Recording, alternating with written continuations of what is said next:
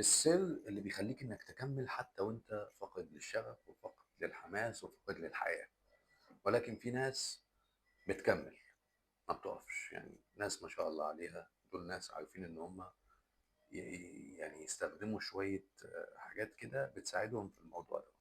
فالنهارده إن شاء الله يعني هاحاول إن أنا أوصّلها لك.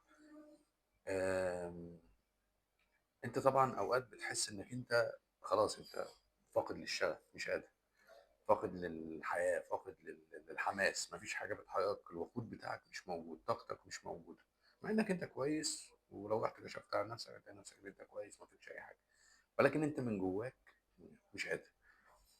فالسر مش في إنك أنت محتاج حاجة تحمسك أو حاجة تخلّيك إنك أنت تمشي، السر إنك أنت تبني نظام لنفسك وتكوّن عادة تخلّيها إن هي تحركك بدون ما أنت تاخد بالك.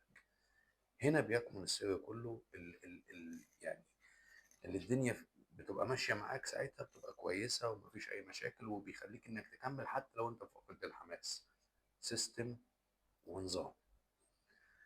أكبر دليل على كده إحنا عندنا جيمس كلير مؤلف كتاب العادات الذرية، الراجل دوّة كان كل يوم بيألّف يعني يعني عوّد نَفْسه على إن هو يكتب صفحة كل يوم، صفحة واحدة بيكتبها يوميًا، كان ييجي يكتب سطر ويمسحه، يكتب سطر ويمسحه، يكتب مش عارف إيه.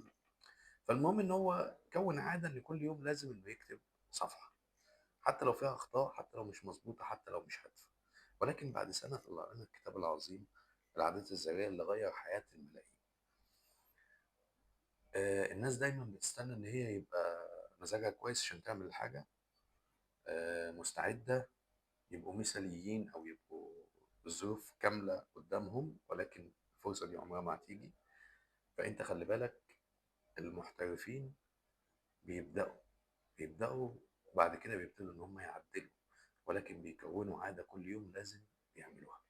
فخلّي بالك من الحتّة ديّة وحاول إنّك تشتغل عليها، عادة واحدة بس كل يوم،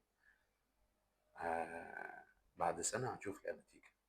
قليل دائم خير من كثير منقطع. وشكرًا.